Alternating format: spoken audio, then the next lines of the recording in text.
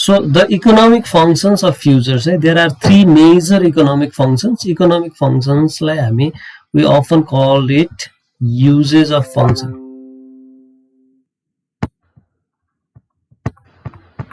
Uses पनि भन्छौं है.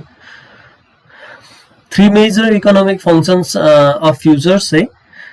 सबैले सुन, म लास्टमा एकजना चुज गर्छु है भोलिको क्लासमा प्रेजेन्ट गर्नको लागि. मैले अगाडि नै भनिन हैन. अनि त्यसपछि एटेन्डेन्स पनि के रे रेडी भइसकेको छ. You can do it until 7:20 है.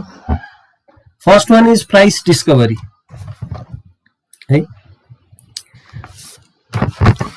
यहाँनिर यो फ्युचर्स भने फ्युचर्स कन्ट्र्याक्टले पनि हुन सक्छ या एक्सचेन्जले पनि हुन सक्छ है.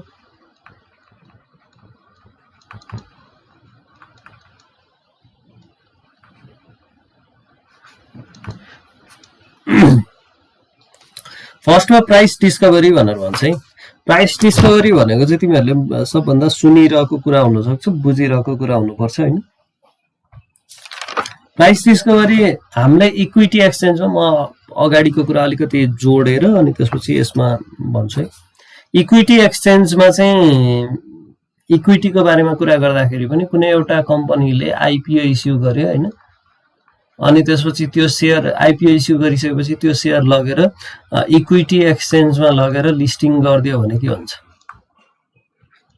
आइपिओ के रे इस्यु नगरिन्जेलसम्म त्यो कम्पनीको शेयर भ्याल्यु, त्यो कम्पनीको के रे इन्डिभिजुअल शेयर भ्याल्यु र टोटल मार्केट क्यापिटलाइजेसन कति हो हामीले थाहा पाउँथेनौं हैन. अब के हुन्छ भन्दाखेरि त्यो कम्पनीको साइज कत्रो, in terms of market capitalisation कत्रो साइजको कम्पनी हो, त्यो कम्पनीको के रे पर युनिट शेयरको प्राइस कति हो, भ्याल्यु कति हो, त्यो डिस्कभर हुन्छ. त्यो एक्सचेन्जले त्यो आइडेन्टिफाई गरिदिन्छ है.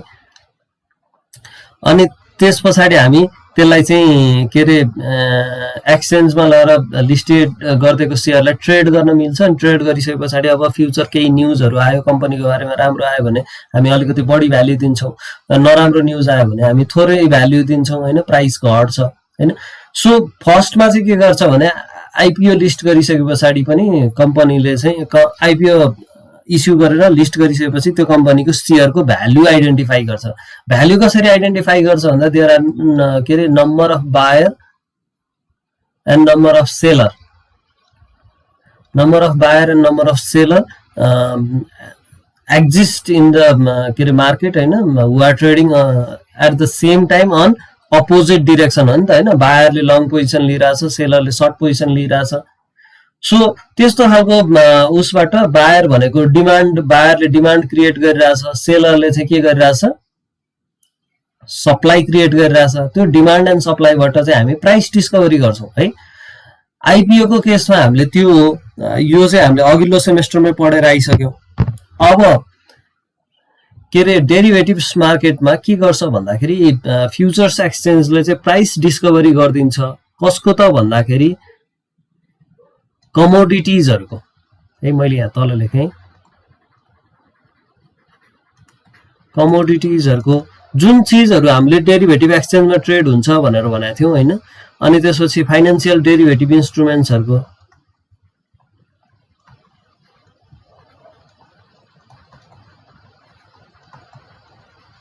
डेरिभेटिभ्स इन्स्ट्रुमेन्टहरुको हैन, इन्ट्रेस्ट रेटहरुको यिनीहरुको चाहिँ प्राइस डिस्कभरी गर्दिन्छ है. त्यो भनेको के हो भन्दाखेरि अब एक्सचेन्ज रेटहरु धेरै कुरा हुन सक्छ है. अनि कमोडिटीजमा ल मानिलियो मैले गोल्डलाई युज गरे, हामीले यहाँनिर गोल्ड मोस्ट अफन युज गरिरहेको छौं हैन. के रे गोल्डलाई युज गर्यो भने के हो भने मैले चाहिँ 10 ग्राम गोल्ड हैन, हामीले सबभन्दा कमनली युज गर्ने चाहिँ 1 तोला भनेर हुन्छ हैन. हाम्रो ट्रेडिसनल मेजरमेन्टमा 1 तोला भनेको कति हुन्छ थाहा छ?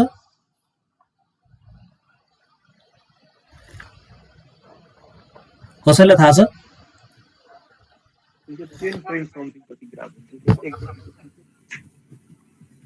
10 point हैन, 11 point हो है. यति हुन्छ हैन. तर यो तोला भन्ने टर्म चाहिँ हैन नेपालमा मात्र हैन बाहिर पनि युज हुन्छ.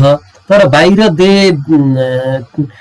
काउन्ट 10 ग्राम एज तोला क्या फेरि है यो चाहिँ धेरै ठाउँमा चाहिँ काउन्ट गर्छन् क्या 10 ग्रामलाई नै काउन्ट गर्छन् है हामीले चाहिँ यो 11.66 लाई चाहिँ एज अ तोला भनेर काउन्ट गर्छौँ सो यो 10 ग्राम भने चाहिँ स्ट्यान्डर्ड जस्तै हो एउटा हैन सो अहिले यहाँ यो 11.66 तिर नजाउँ हैन 10 ग्राम गोल्डको प्राइस अब अहिले कति 1 लाख जति हाराहारीमा छ हैन 3 4 5 यति भन्दाखेरि पनि हुँदैन यहाँनिर यो 24 क्यारेट भन्नु पर्यो हैन हैन 22 क्यारेट त होइन नि त 24 क्यारेट हो हैन सो यो क्वालिटीको गोल्डको अहिलेको प्राइस यति छ अब 3 मन्थ्स पछाडीको मैले यहाँ 3 मन्थ्स कन्ट्र्याक्ट बनाए 3 मन्थ्स नभनौं 6 मन्थ भनौं 6 मन्थ 10 ग्राम गोल्डको अनि त्यसपछि के रे 24 क्यारेटको गोल्डको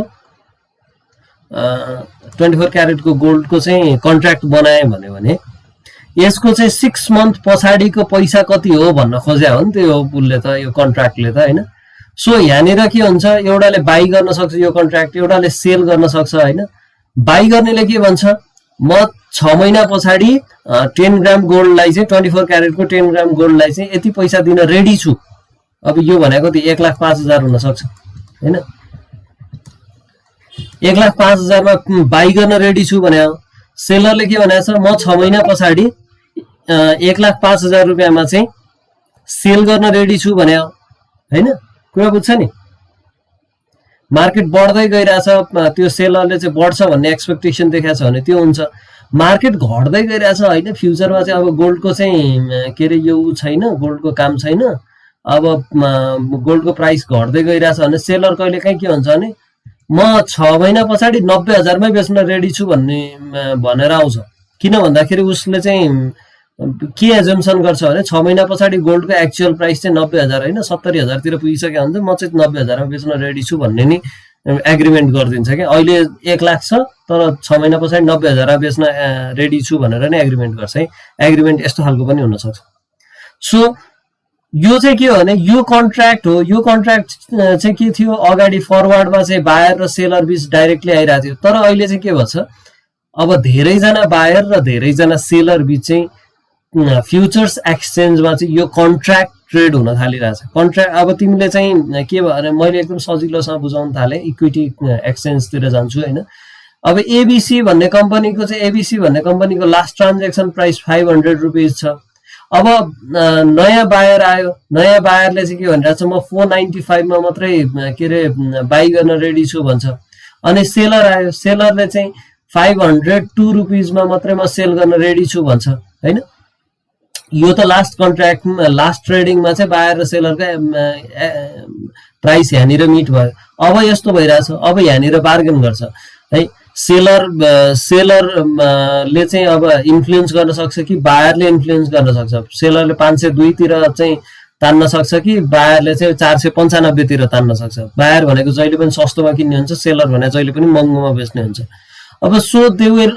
विल एग्री हैन अब यिनीहरु बेच्न पर्ने छ एउटालाई किन्नै पर्ने छ भने यिनीहरु 498 तिर मैले यो जता पनि हुन सक्छ है मैले चाहिँ एभरेज तिर गइदिए 498 तिर चाहिँ यो ट्रेड हुन सक्छ है अथवा यो बीचमा चाहिँ ल 495 मा बाइ गर्न बसेको छ यो एसेट्स मैले जसै किन्न पर्ने छ भनेर अर्को मान्छे चाहिँ 497 मा बाइ गर्न आउन सक्छ अर्को मलाई जसै बाइ सेल गर्नु पर्ने छ भनेर चाहिँ 500 मा सेल गर्न आउन सक्छ सो यसरी मार्केटमा चाहिँ अर्को मान्छे आउन सक्छ 497 हैन म त 498 मै पाए पनि किन्छु भन्छ अर्कोले चाहिँ म 499 मै पाए पनि बेच्छु भन्दै आउन सक्छ हैन तिमीहरुले यो हेर्नको लागि चाहिँ के रे यो कसरी हुन्छ त यस्तो प्राइसिङ भनेर हेर्नको लागि चाहिँ हैन 10 to 11 to 3 को टाइममा हैन नेपाल stock.com मा गएर हैन अनि त्यहाँनिर चाहिँ मार्केट डेप्थ भन्ने हुन्छ मार्केट डेप्थ भन्ने हुन्छ त्यहाँनिर गएर कुनै एउटा कम्पनीको चाहिँ यहाँनिर नाम टाइप गरे भने चाहिँ त्यो कम्पनीको चाहिँ अब सकेसम्म तिमीहरुले चलिरहेको एकदम बढी लिक्विड शेयरको चाहिँ नाम टाइप गरे भने हैन त्यसमा त्यो गरे भने चाहिँ यो मार्केट डेप्थमा जाऊ अनि एउटा नाम टाइप गर्ने अथवा चुज गर्ने अप्सन आउँछ त्यहाँनिर गएर त्यो नेम चुज गरे भने चाहिँ कुनै एउटा कम्पनीको अनि यु क्यान सी बायर कतिमा छ, उसले कति युनिट बाई गर्न खोजिरहेछ, मैले त अझै यहाँनिर युनिट लेखेको छैन होइन। अनि सेलर कतिमा छ, उसले कति युनिट सेल गर्न खोजिरहेछ त्यो प्राइसमा होइन भनेर चाहिँ त्यो देखाइरहेको हुन्छ है। सो यसले चाहिँ के गरिरहेछ, अब नयाँ सेयर हो भने त के हुन्थ्यो, प्राइस नयाँ प्राइस डिस्कभरी गरिदिन्थ्यो नि। यो 500 रुपियाँमा पहिलोचोटि ट्रान्जेक्सन भएको भने त यसको प्राइस डिस्कभर भएर 500 रुपियाँ भयो यो त्यो एबिसी भन्ने कम्पनीको होइन। त्यस्तै कमोडिटिज एक्सचेन्जमा अथवा कमोडिटी एक्सचेन्ज मात्रै नभनौँ, फ्युचर्स एक्सचेन्जमा के हुन्छ भने फ्युचर्स कन्ट्र्याक्टहरूको चाहिँ प्राइस डिस्कभर हुन्छ त्यहाँनिर है। बायर आउँछ, बायरले आफ्नो प्राइस भन्छ, सेलर आउँछ, सेलरले आफ्नो प्राइस भन्छ, नयाँ प्राइस डिस्कभरी हुन्छ। बुझ्छ कुरा?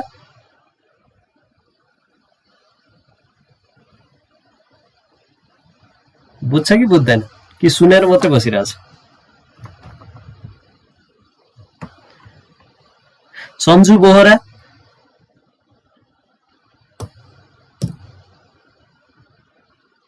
सन्जु हजुर सर, मैले अहिले भनेको कुरालाई 1-2 मिनटमा एक्सप्लेन गर त ल।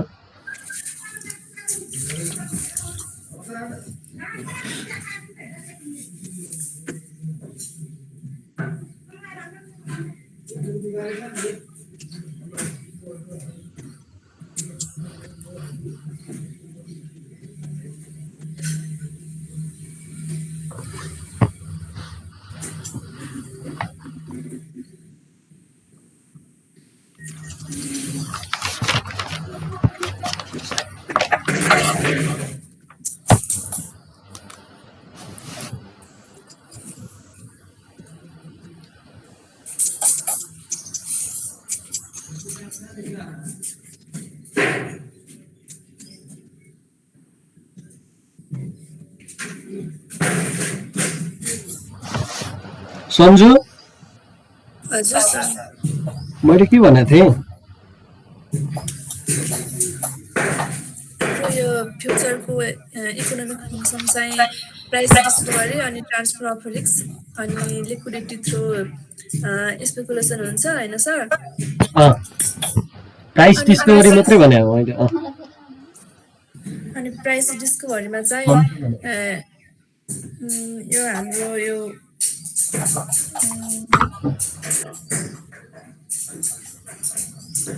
पछि गर्छु नि है सर। त्यसो भए भोलिको क्लास प्रेजेन्टेसन तिमीले गर है त। हुन्छ सर। ल म अल्टरनेटिभ चाहिँ अहिले अरू कसैलाई भन्छु है त।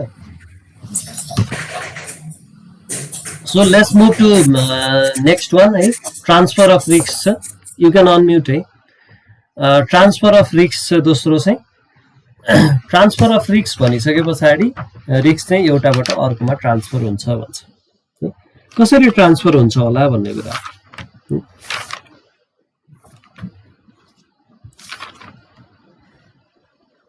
सो हामीले के भनिरहेछौँ भने, म एउटा नयाँ यो मसँग स्लाइड, नेक्स्ट स्लाइड छ कि छैन है, लेख्नलाई नयाँ स्लाइड युज गर्छु। ओके, ट्रान्सफर अफ रिस्क चाहिँ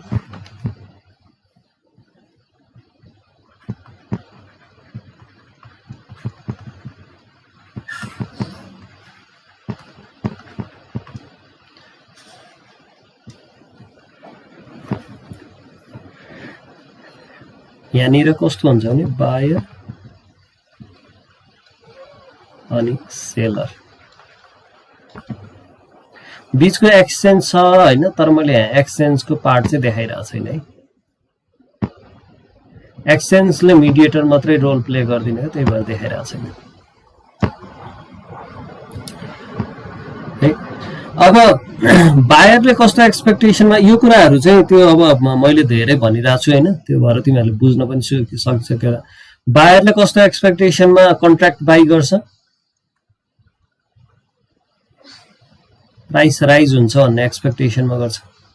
सेलरले कस्तो एक्सपेक्टेसनमा गर्छ,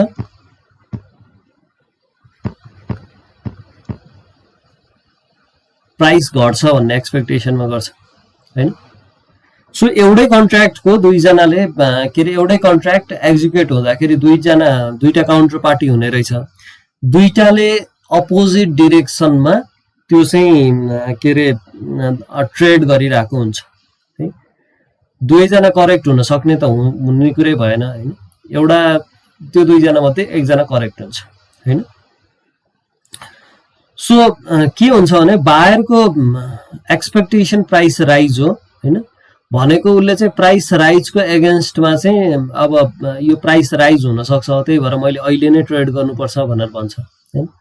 सेलरले चाहिँ के भने मैले प्राइस चाहिँ घट्न सक्छ त्यही भएर मैले अहिले नै यो चाहिँ ट्रान्जेक्सन गर्नुपर्छ, यो कन्ट्र्याक्टमा चाहिँ जानुपर्छ, फ्युचर कन्ट्र्याक्ट चाहिँ पर्चेज गर्नु के अरे सेल गर्नुपर्छ भनेर भन्छ है। सो यहाँनिर मैले अघि के भनेको थिएँ नि, गोल्ड 10 ग्राम हैन 24 क्यारेट लेखिन 6 मन्थ कन्ट्र्याक्ट है, यस्तो खालको कन्ट्र्याक्ट छ। अनि त्यसपछि अहिलेको प्राइस चाहिँ S0 चाहिँ कति भनेको थियो भने 100,000 छ हैन। अनि 6 महिना पछाडि बायरलाई के लागिरहेछ भन्दाखेरि बायरलाई चाहिँ यो प्राइस चाहिँ गएर 1,20,000 पुग्छ, यसरी बढिरहेछ गोल्डको प्राइस हैन। गोल्डको प्राइस चाहिँ 6 महिना पछाडि 1,20,000 पुग्छ। If someone is agree to sell gold at 105,000 after 6 month, why not to buy this contract today भनेर उसले चाहिँ त्यो कन्ट्र्याक्ट बाई गर्छ है। सेम कन्ट्र्याक्ट गोल्डको सेम कन्ट्र्याक्ट 6 मन्थ हैन S0 सेलर के अरे कसैलाई के लाग्यो भने यो सेलरलाई के लाग्यो भने यो प्राइस चाहिँ घट्दैछ हैन, मार्केटमा डिमान्ड घट्दैछ, गोल्डको प्राइस घट्दैछ हैन भन्ने लाग्यो भने वाइ नट टु यो 70,000 तिर पुग्छ 6 महिना पछाडि। अब अहिले त 1 लाख छ, अहिले बेच्न पाए भने त ठिक हुन्थ्यो हैन। 6 महिना पछाडि कसैले 90,000 मा किन्न रेडी हुन्छ भने पनि म बेच्दिन्छु, आजै कन्ट्र्याक्ट गरेर बस्छु भनेर भन्छ। सो यो सेलरले पनि आफ्नो रिस्क चाहिँ ट्रान्सफर गरिरहेछ। Seller is transferring the risk towards the buyer हैन है। 70,000 मा आउँछ भन्ने उसको एक्सपेक्टेसनबाट उसले 90,000 मै के अरे 90,000 मा किन्ने मान्छे पायो भने भन्ने हिसाबले उसले चाहिँ त्यो प्राइस ड्रप डाउन हुन्छ कि भन्ने रिस्क चाहिँ ट्रान्सफर गरिरहेछ बायरले। बायरले पनि के गरिरहेछ, यो चाहिँ 1,20,000 सम्म पुग्ने हो तर 1,05,000 मै पायो भने चाहिँ म किन्छु भनेर चाहिँ उसले भनेको मतलब यो कन्ट्र्याक्टमा जानुको मतलब के भने उसले पनि रिस्क चाहिँ त्यो के गरिरहेछ ट्रान्सफर गरिरहेछ सेलरको साइडतिर है। दुईटैले यो रिस्क चाहिँ अर्काको साइडतिर ट्रान्सफर गरिदिन्छ है यो कन्ट्र्याक्टमा गइसके पछाडि। अब कुरा बुझ्छ तिमीहरूले यो कसरी रिस्क चाहिँ एउटाले अर्कोतिर ट्रान्सफर गर्छ भन्ने कुरा।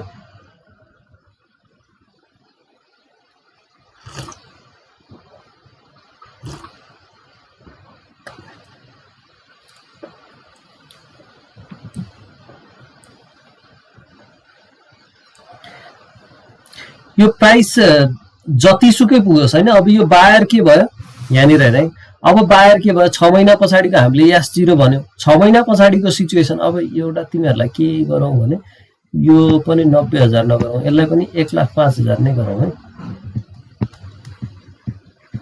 एउटै भएपछि अलि सजिलो हुन्छ भनेर।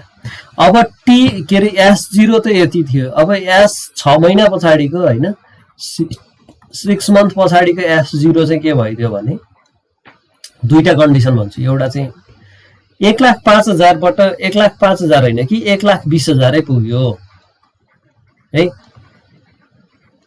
हेर त बायरको एक्सपेक्टेसन मिट भएको हो, यहाँनिर उसले 1,20,000 पुग्छ, यो 1,05,000 मा पायो भने मै किन्छु भनेर भनेको थियो नि हैन। तिमीहरूले सुनिरहेछ कि म एक्लै बोलिरहेछु? ए ठिक छ। सो बायरको एक्सपेक्टेसन मिट भयो, 1,20,000 पुग्यो है। तर बायरले के हो भने 1,05,000 भन्दा बढी तिर्नु पर्दैन 10 ग्राम गोल्डको लागि है। 1,20,000 होइन, यो 2,20,000 पुगे पनि उसले 1,05,000 भन्दा बढी तिर्नै परेन है। बायरको एक्सपेक्टेसन मिट हुँदाखेरि अब यहाँनिर के छ, प्राइस चाहिँ धेरै बढाएको थियो हैन। प्राइस 15,000 रुपियाँ बढाएको छ यहाँनिर 120 बाट 15 घटाउँदाखेरि।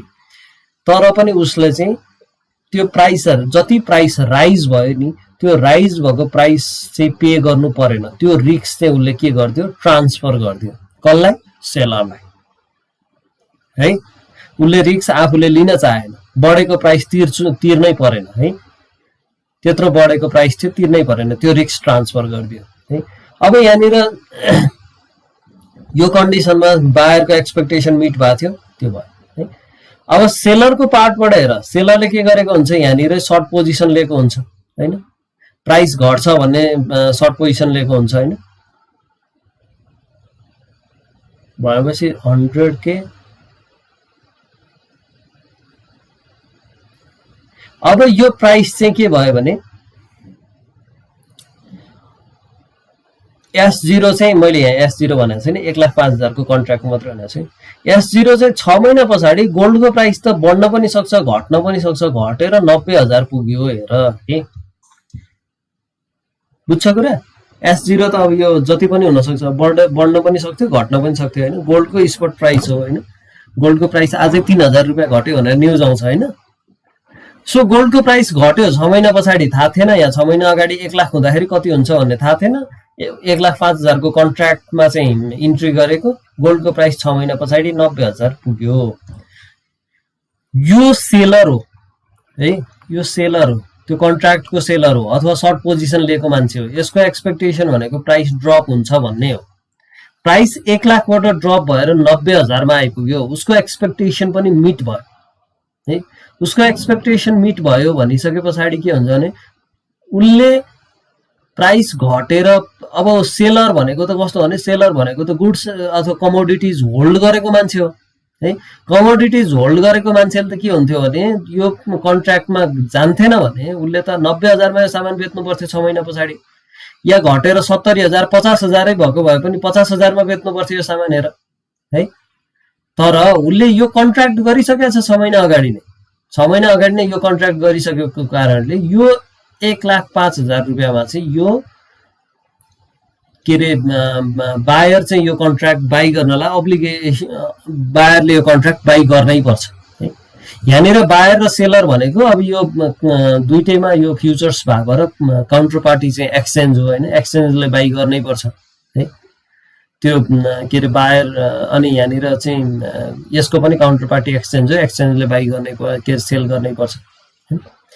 त्यो मैले बायर र सेलर भने यो भन्नलाई सजिलो मात्रै बनायो। सो हेर त यो उसले त के थियो, 90,000 मा बेच्नु पर्ने सामान 90K मा बेच्नु पर्ने सामान चाहिँ 1,05,000 मा बेचिराख्नु पाछ है। 90K मा बेच्नु पर्थ्यो, यो कन्ट्र्याक्ट नगरेको भए 1,05,000 मा बेच्नु भइरहेछ। उसले पनि यो रिस्क चाहिँ ट्रान्सफर गरिदियो कसलाई भन्दाखेरि काउन्टर पार्टीलाई है। काउन्टर पार्टी भनेको यहाँनिर एक्सचेन्ज भयो अथवा उसले ट्रान्सफर गरिदियो बायरलाई। किन भन्दाखेरि 6 महिना अगाडि नै उसले चाहिँ एक्सपेक्टेसन प्राइस चाहिँ ड्रप हुन्छ भन्ने गरेको थियो, ऊ आफ्नो प्राइस एक्सपेक्टेसन ड्रप हुन्छ भन्ने एक्सपेक्टेसनमा उसको एक्सपेक्टेसन मिट भयो। अब यहाँनिर हेर है, यहाँनिर के थियो भन्दाखेरि बायरको एक्सपेक्टेसन त मिट भएको हो यहाँनिर हैन, 1,05,000 पुग्यो। तर सेलरको साइडबाट हेर त, सेलरले के थियो, यो माथिको कन्ट्र्याक्टमा सेलरले के थियो, मार्केटमा प्राइस 1,20,000 पुगिसक्यो, तर उसले यो कन्ट्र्याक्टको कारणले 1,05,000 मा बेच्नु परेको छ है। यहाँनिर बायरको साइडबाट हेर, बायरको साइडबाट हेर, बायरको साइडबाट हेर्दाखेरि के छ, 1,05,000 मा कन्ट्र्याक्ट इन्ट्री गरेको, तर प्राइस पुगिरहेछ 90,000 हैन, 90K। मार्केटमा गएर किन्ने हो भने 90K मा किन्न पाउने चिज 90,000 मा किन्न पाउने चिज उसले चाहिँ पे गर्नु परिरहेछ 1,05,000। यो कन्ट्र्याक्टमा यो बायरको कन्ट्र्याक्ट हो हैन। यसमा चाहिँ रिस्क बियर गरेको चाहिँ को थियो भन्दाखेरि सेलर थियो हैन, सेलरले रिस्क बियर गरेको थियो हैन। यसमा चाहिँ के थियो, सेलरको कन्ट्र्याक्ट हो यो, रिस्क बियर कसले गर्दा थियो, यहाँनिर बायरले गर्दा थियो। सो दुईटैले, यहाँनिर बायरले पनि रिस्क अन्तै पठाइदियो, यहाँनिर सेलरले पनि रिस्क अन्तै पठाइदियो है। यिनीहरूको एक्सपेक्टेसन मिल्यो भने मात्रै रिस्क अन्त पुग्छ है। फेरि एक्सपेक्टेसन मिलेन भने चाहिँ रिस्क आफैले लिनुपर्छ। बुझ्छ? पछाडि म हेजिङको कुरा गर्छु। हेजिङमा चाहिँ हामी यो रिस्कलाई चाहिँ कम्प्लिटली मिनिमाइज गर्न सकिने मेथड्सहरू हुन्छ होइन, त्यो मेथड्सको बारेमा कुरा गर्छु। अहिले चाहिँ तिमीहरूले यति मात्रै के बुझ भने बायरले अथवा सेलरले फ्युचर एक्सपेक्टेड प्राइस यति छ भन्ने भयो उनीहरूलाई भन्यो भने होइन, त्यो रिस्कलाई चाहिँ उनीहरूले अहिले मिनिमाइज गर्न सक्छन् है यो फ्युचर्स एक्सचेन्जको थ्रु है। यो फ्युचर्स एक्सचेन्जमा अर्को के हुने भयो भने तिमीले जति पनि कन्ट्र्याक्ट किन्न पाउँछौ होइन, अनि जति पनि कन्ट्र्याक्ट बेच्न पाउँछौ भन्ने चाहिँ यहाँनिर के अरे यो एजम्सन्सहरू छ होइन। सो त्यो एजम्सन्समै बसेर होइन तिमीले आजको दिनमा रिस्क चाहिँ ट्रान्सफर गर्न पाउँछौ है। ठिक छ, यो अहिलेको पोइन्टहरू चाहिँ।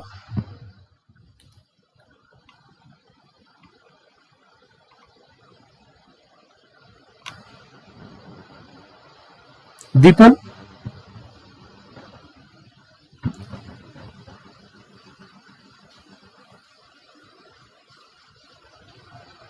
दिपन सुनेन मलाई?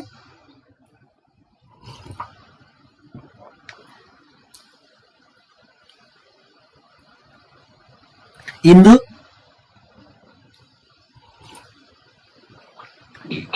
हजुर सर, यो ट्रान्सफर अफ रिस्कलाई चाहिँ इलाबोरेट गर्न सक्छौ? ट्रान्सफर अफ रिस्कलाई चाहिँ सर यसमा चाहिँ कस्तो हुन्छ भने होइन, काउन्टर पार्टी दुईटा बायर र सेलर हुन्छ। अब बायरको एक्सपेक्टेसन भनेको अब फ्युचरमा गएर प्राइस राइज हुन्छ कि भन्ने एक्सपेक्टेसन हुन्छ होइन, अनि अनि सेलरको चाहिँ अब प्राइस घट्छ कि भन्ने एक्सपेक्टेसन हुन्छ। अनि त्यो कारणले चाहिँ उनीहरूले अगाडि नै अब उनीहरूलाई अब 3 महिना अगाडि 3 महिना पछि सामान चाहिएको छ कि 6 महिना पछाडि होइन, त्यो टाइम ड्युरेसन चाहिँ त्यतिखेर उनी अगाडि नै गरे हुन्छ, फिक्स गरे हुन्छ। अनि त्योभन्दा अगाडि नै चाहिँ उनीहरूले एउटा कन्ट्र्याक्ट गरे हुन्छ होइन।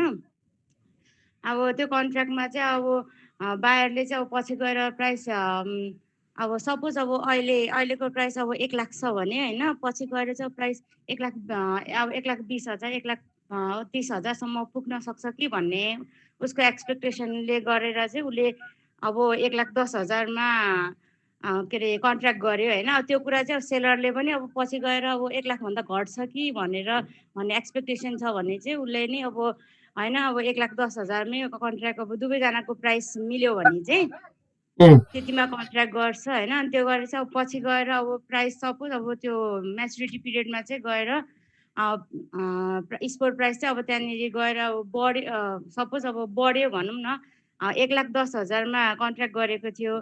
अब सपोज त्यतिखेर करेन्ट प्राइस चाहिँ अब 1,20,000 1,30,000 भयो भने त अब त्यो कुराले त बायरको एक्सपेक्टेसन मिट भयो नि त। अनि एक्सपेक्टेसन मिट भयो, तर बायरको एक्सपेक्टेसन मिट हुँदाखेरि चाहिँ रिस्क चाहिँ सेलरमा ट्रान्सफर हुन्छ। यदि केही गरेर सेलरको एक्सपेक्टेसन मिट भयो भने चाहिँ रिस्क चाहिँ बायरमा ट्रान्सफर हुन्छ सर। ठिक छ, मैले इक्जाम्पल भनेको तिमीले पनि इक्जाम्पललाई नै लिएर भन्यौ होइन, यसलाई जेनरलाइज गरेर भन्नुपर्छ होइन।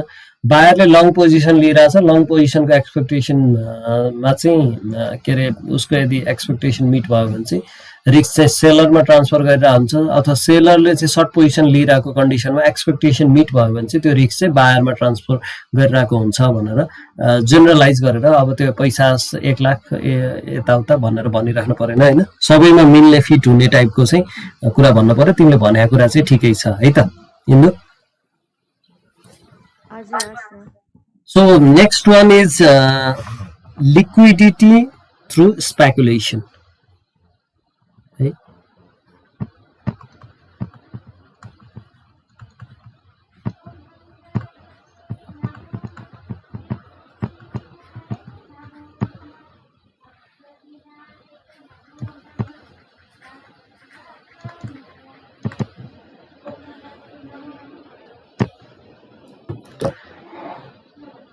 So liquidity through speculation is the third point है। अब यो स्पेकुलेसन भन्ने टर्म सुनेको थियो कि थिएन? म अब कहाँबाट जाउँ भन्ने भयो। Have you heard about speculation? कसैले सुनेको छ?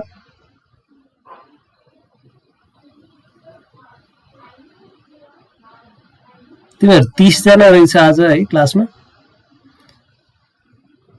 someone just left it 30 जना भन्ने थियो 29 जना रहेछ सो स्पेकुलेसन भन्ने टर्म सुनेको थियो कि थिएन थिएन हो you can write it down to chat त्यो बोल्न झ्याउ लागिरहेछ भने बोल्न प्रब्लम छ भने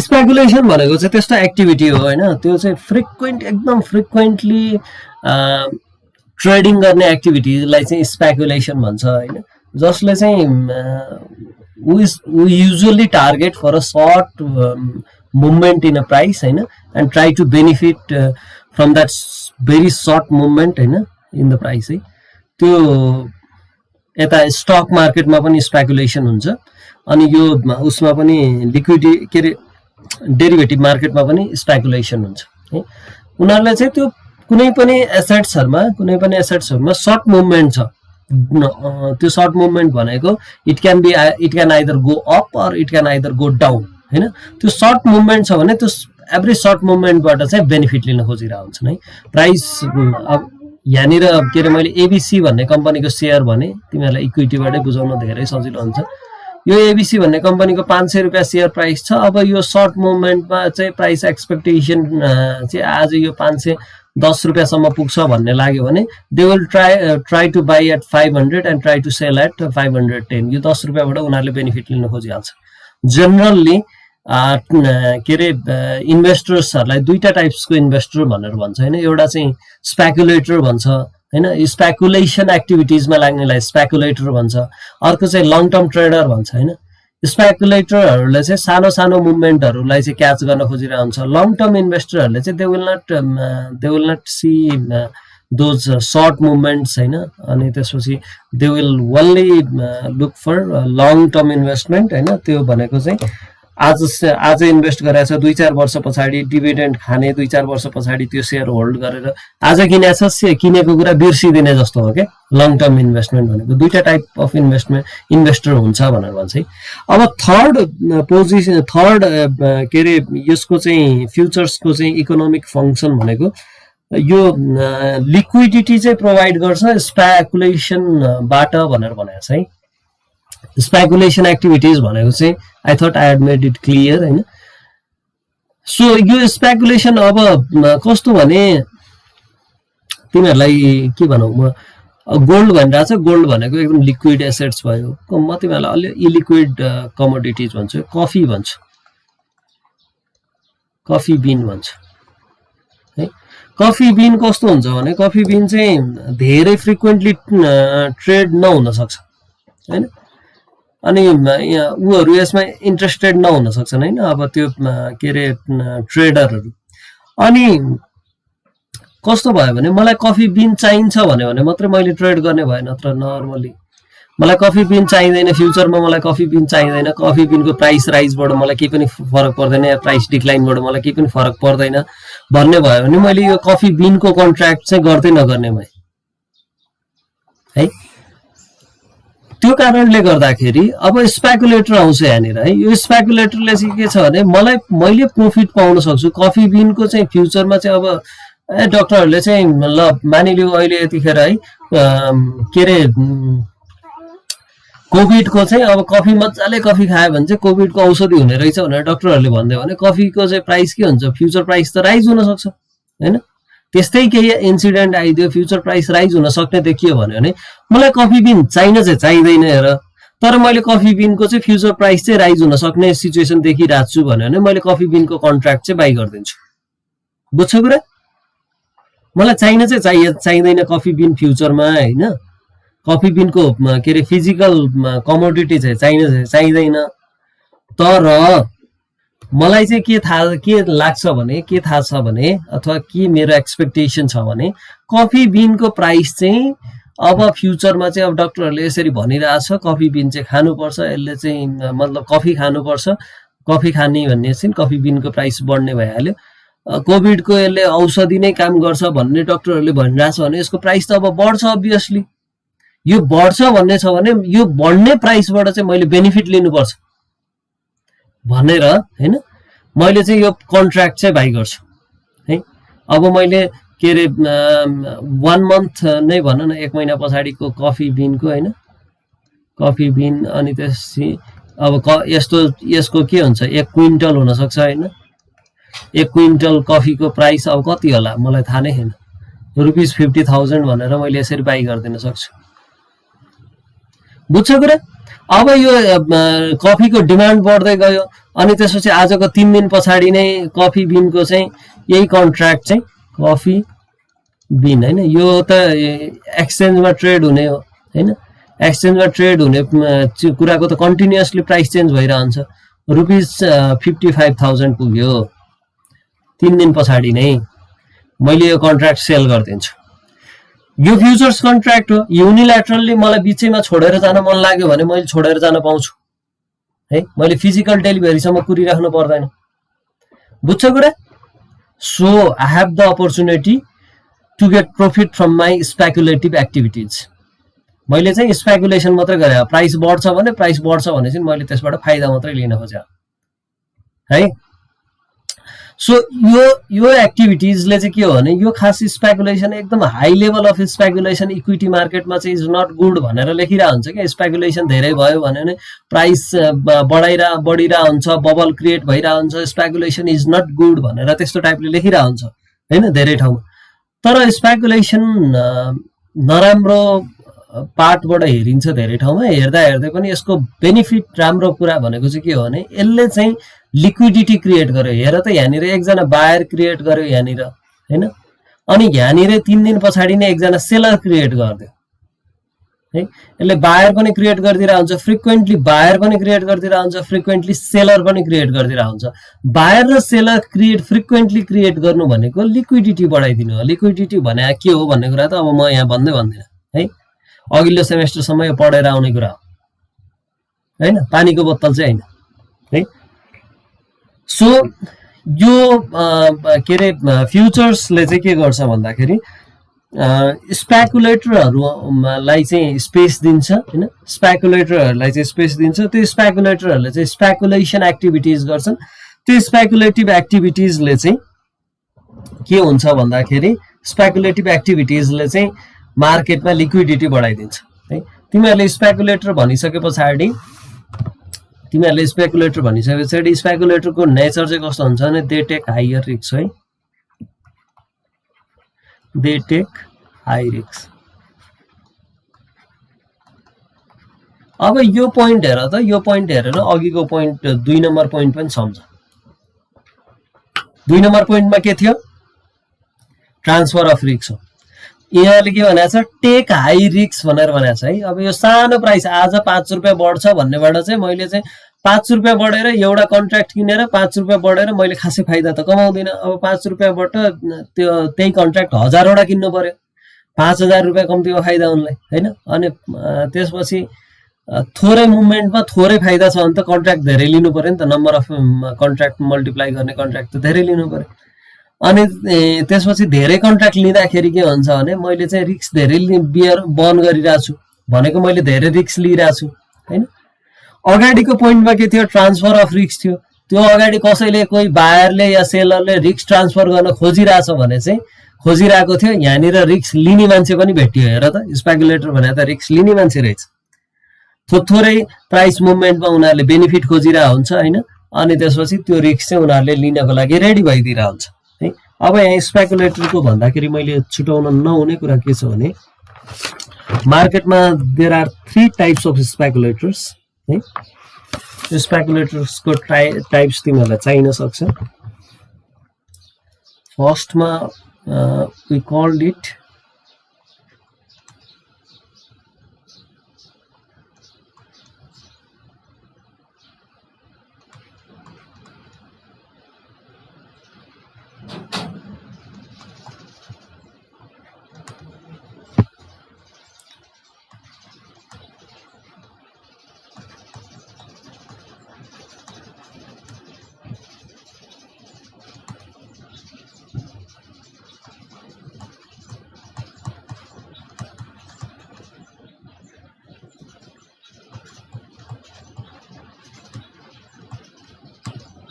है 3 types of speculator are available are there हैन अभाइलेबल भन्दा पनि they are classified according to the nature हैन दे ट्रेड हैन according to the nature of their trade हैन फर्स्टमा स्क्ल्यापर्स भन्छ स्क्ल्यापर्स भनेको चाहिँ जसले चाहिँ एकदमै छोटो मुभमेन्टमा एकदमै थोरै ड्युरेसनमा चाहिँ रिभर्स पोजिसन लिइहाल्छ है अहिले लङ पोजिसन लिएको छ 300 रुपैयाँमा हैन अनि त्यसपछि यो चाहिँ 302 रुपैयाँ भयो 2 मिनेट पछाडि भन्यो भने उसले बेच्दिन्छ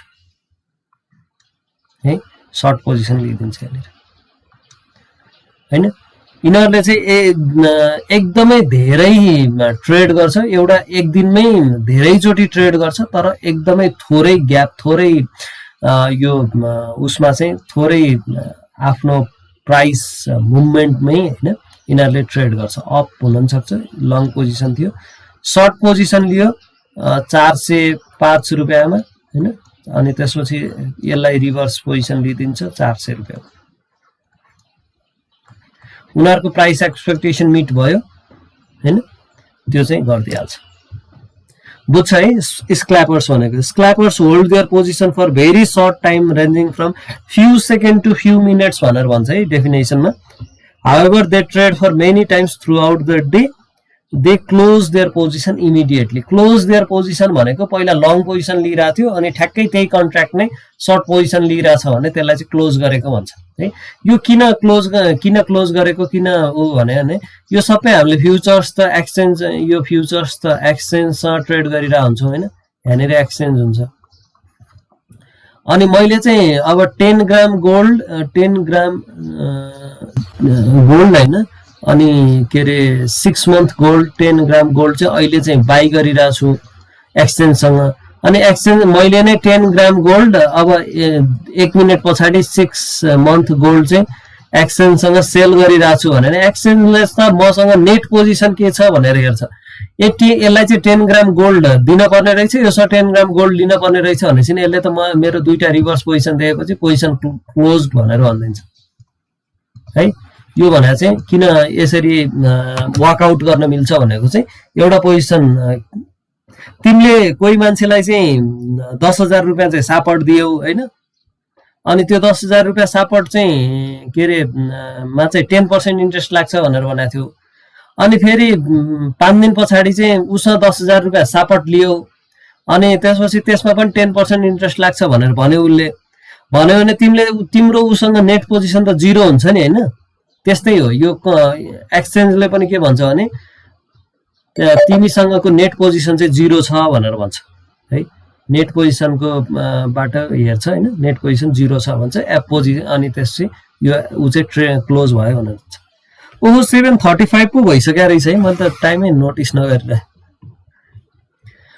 सो डे ट्रेडर्स भनेर म यो सक्दिहाले हैन डे ट्रेडर्स भनेको चाहिँ यिनीहरुले चाहिँ यतिको सर्ट मुभमेन्टमा चाहिँ हैन कि पोजिसन चाहिँ आजको दिनको लागि एक्सचेन्ज त ओपन र क्लोज हुन्छ हैन एक्सचेन्ज क्लोज हुनु भन्दा अगाडि नै आफ्नो पोजिसन चाहिँ क्लोज गर्छ है यिनीहरुले जुनसुकै ट्रेड गर्छ नि त्यो ट्रेडलाई चाहिँ नेक्स्ट डे क्यारी फरवर्ड गर्दैन के त्यही दिन बन्द गरिदिन्छ ट्रेड चाहिँ हैन त्यो दिनको लास्ट सम्ममा त्यो ट्रेड चाहिँ बन्द गरिदिन्छ भने यिनीहरुलाई चाहिँ डे ट्रेडर्स भन्छ अनि पोजिसन ट्रेडर भनेको चाहिँ यिनीहरुले 2-3 दिन अब के रे त्यो उलाई चाहिँ आफ्नो पोजिसनलाई चाहिँ 2-3 दिनसम्म हप्ता दिनसम्म एक्सटेन्ड गरिराख्छ हैन भन्यो भने चाहिँ यसलाई चाहिँ पोजिसन ट्रेडर भन्छ फ्रिक्वेन्सीको हिसाबले यसको एकदम हाई फ्रिक्वेन्सी हुन्छ स्क्ल्यापर्सको डे ट्रेडर्सको मोडरेट हुन्छ पोजिसन ट्रेडरको लो फ्रिक्वेन्सी हुन्छ ट्रेडिङ फ्रिक्वेन्सी है यो तीनटा आधारमा यिनीहरुलाई क्लासिफाई गर्छ अब यो चाहिँ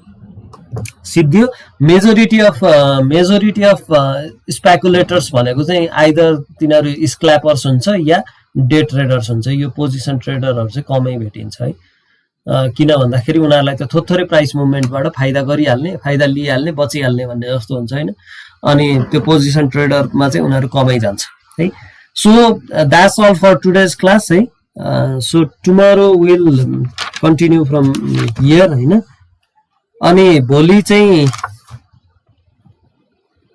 मलाई अब 1-2 मिनेट देऊ है।